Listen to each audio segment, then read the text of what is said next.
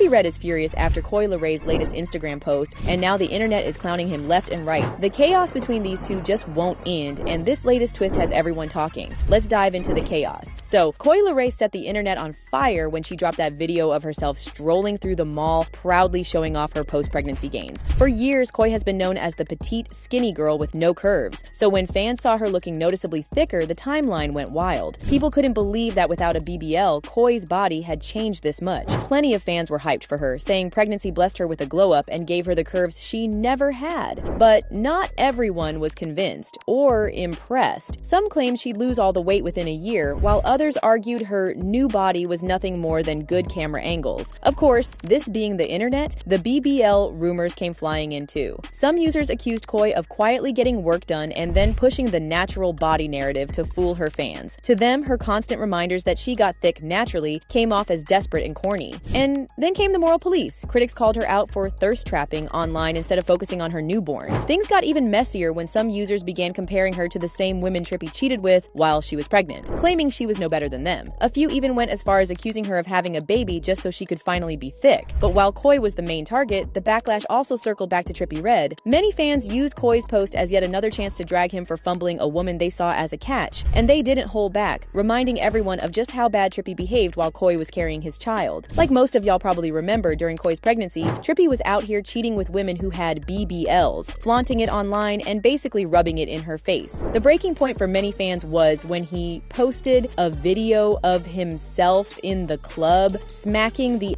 ass of his new girl AP on the exact night of Coi Leray's baby shower.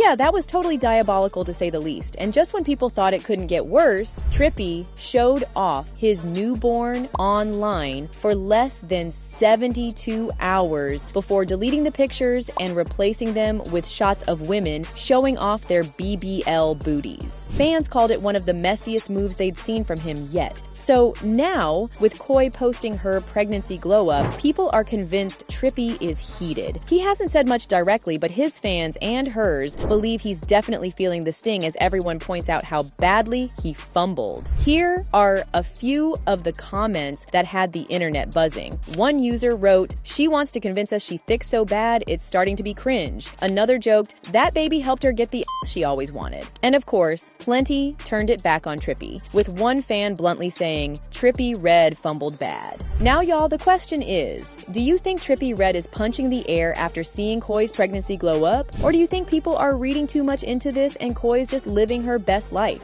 Drop your thoughts in the comments below, and until next time, don't forget to hit that like and follow button for more juicy celeb content like this. If Tyler wanted to use the word colored, that's good on her. Black Americans are just not going to engage with it. I have people telling me, oh, you need to educate yourself about being colored. No, you're not going to Jim Crow my black ass. She could take us back to South Africa where they got that apartheid going on. Everyone is talking about how Tyla's disrespect for Black Americans may have ended her career, and honestly, from the looks of it, she might never recover. But here's the thing, Tyla's story isn't just another messy celebrity headline. It's a full-on career crash in real time. The numbers don't lie, and fans aren't holding back, so let's dive in. As you guys already know, Tyla's latest EP, WWP, sold just about 3,700 units in its first week in the US, barely scratching 4,000. Now, for someone like Tyla, who's not only a Grammy winner but also the voice behind the global hit Water, this performance was seen as a major flop. And the Black community is tying this flop all the way back to that one controversial moment when Tyla declared that she was colored and not Black. In South Africa, my race is called colored. And it's a very stressful term to use in America because I know it's a derogatory term. Right. But I mean, that's what we are called. So for those who don't know, in South Africa, colored means something different than it does in the US. And when Tyla used the term, many Black Americans saw it as derogatory, especially since most of her fans come from that community. Critics felt she wanted the perks of Black culture while distancing herself from it. And baby, Black Americans weren't having it. One of the biggest missed opportunities came during Tyla's Breakfast Club interview. When Charlamagne Tha God asked her to school him on her identity, Tyla decided to say absolutely nothing. School me on these debates that they be having about your identity as a South African colored person. What does that even mean?